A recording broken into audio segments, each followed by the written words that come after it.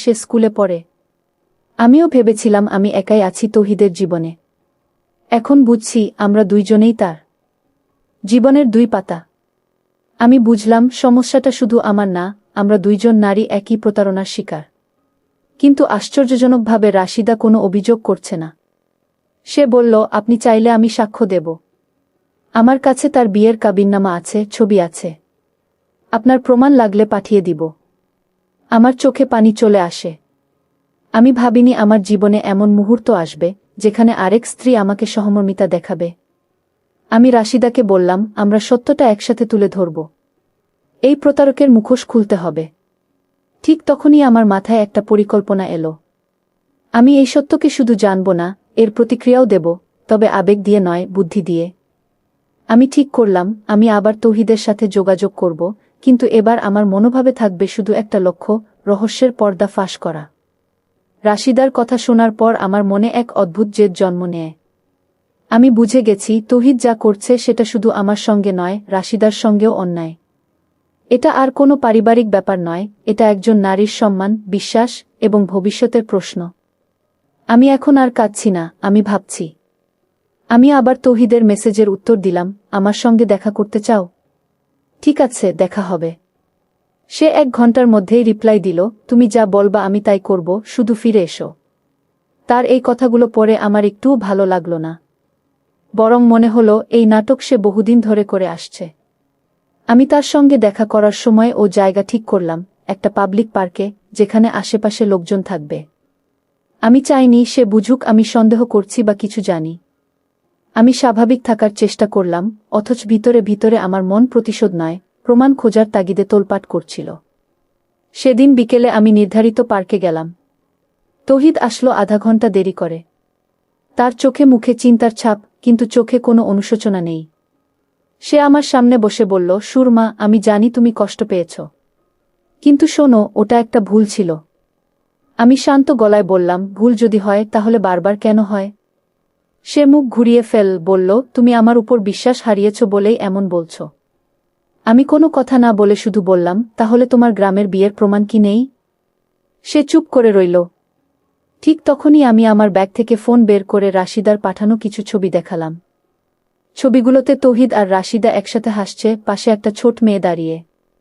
আরেকটা ছবিতে কাবিননামার কপি, যেখানে তৌহিদের নাম স্পষ্ট। এবার সে থতমত খেয়ে গেল। সে একটু চুপ করে থেকে বলল, আমি তো কাউকে কষ্ট দিতে চাইনি। মা বাবার চাপে পড়েই ওখানে বিয়ে করেছিলাম। আমি বললাম, তুমি যদি সত্যিই কষ্ট না দিতে চাইতে তাহলে আমাকে আগে জানাতে পারতে। মিথ্যে বলার কোনো অধিকার তোমার ছিল না। তৌহিদ চুপ করে বসে থাকে। আমি উঠে দাঁড়াই, বলি, তোমার দ্বিতীয় বিয়ে আমি মেনে নেব কিনা সেটা এখন আমার বিষয় নয়, এখন বিষয় হলো আমার সন্তানের ভবিষ্যৎ আর আমার আত্মসম্মান।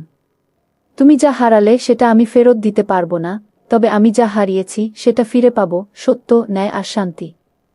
তৌহিদের মুখে একরকম হতাশা আর ভয় একসাথে ভর করল। সে হয়তো ভাবেনি আমি এত দূর পর্যন্ত এগিয়ে যাব। তার চোখে একটা অদ্ভুত ঘোর ছিল, যেন বুঝে উঠতে পারছে না কিভাবে সামাল দেবে পরিস্থিতি।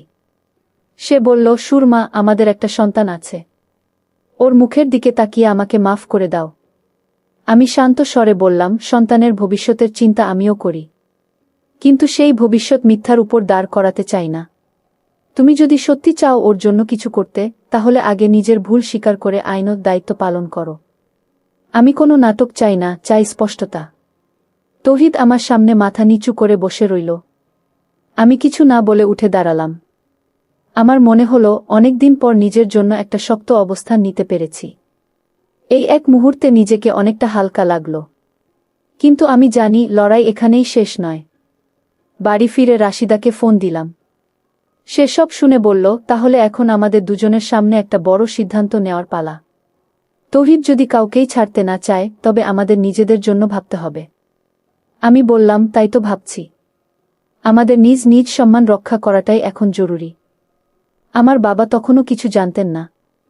রাতে মা বলল, বাবাকে সব খুলে বলো, সে যদি কিছু করতে পারে। আমি বুঝলাম, সত্য আড়াল করে রাখলে শুধু বোঝা বাড়বে। পরদিন সকালে বাবার সামনে গিয়ে পুরো ঘটনা বললাম। তিনি চুপচাপ শুনলেন, তারপর শুধু বললেন, আমি তোর পাশে আছি মা। বাবার এই কথাটা আমার চোখে জল এনে দিল।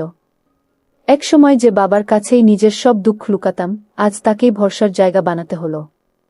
আমি বাবাকে বললাম, আমি আইনি পথে এগোতে চাই।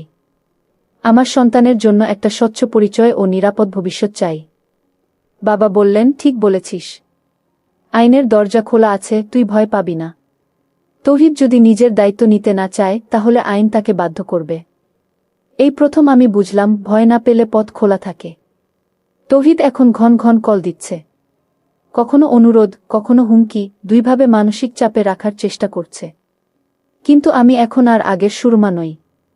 আমি জানি, একবার সত্য সামনে এলে তাকে আর ঠেলে রাখা যায় না। সামনে আরও অনেক কিছু আসছে, আমি জানি। তৌহিদের কল আমি আর রিসিভ করি না।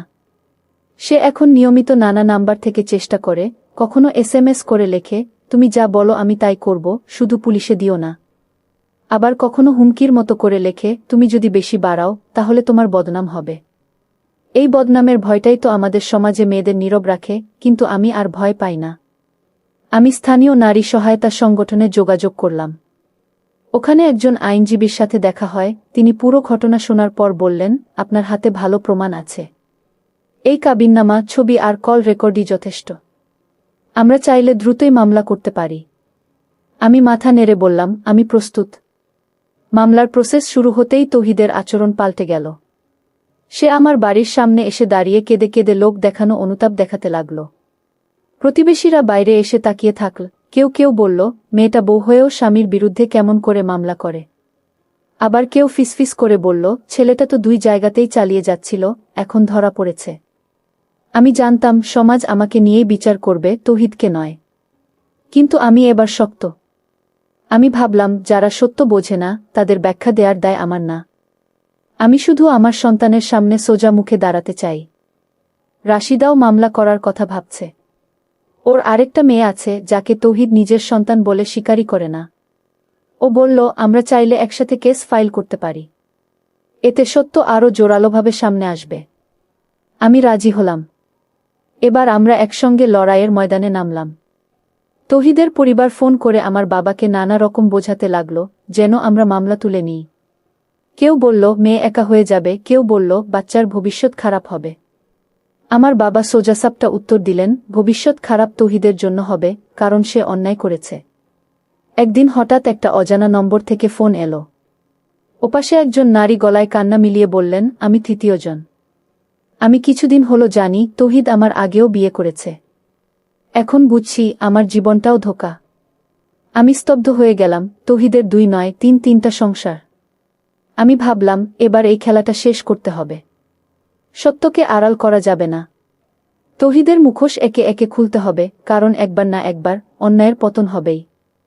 এই গল্পটা এখন শুধু আমার নয়, এটা প্রতিটি মেয়ের, যে ভালোবাসা পেয়েও প্রতারণার শিকার হয়।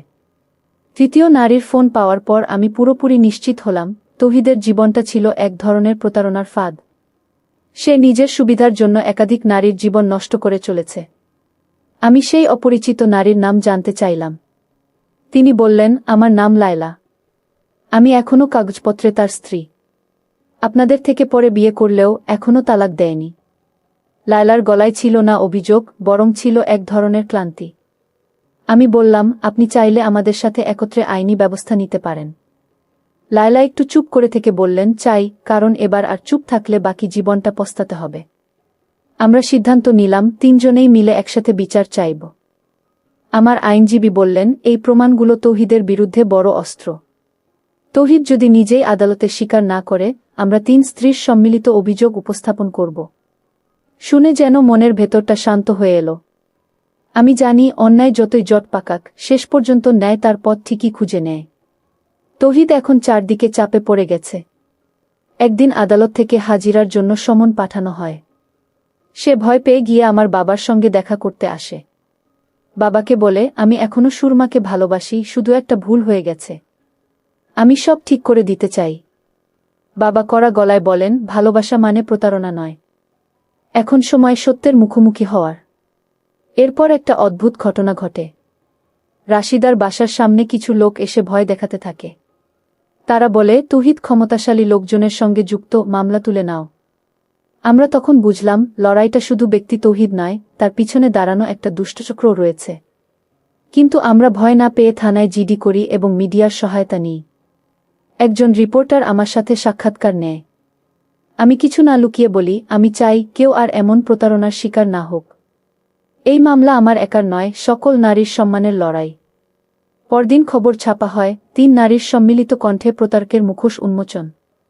এই রিপোর্টের পর অনেক নারী আমাদের সঙ্গে যোগাযোগ করে, কেউ কেউ জানায় তারাও তৌহিদের মতো লোকদের দ্বারা প্রতারিত হয়েছে।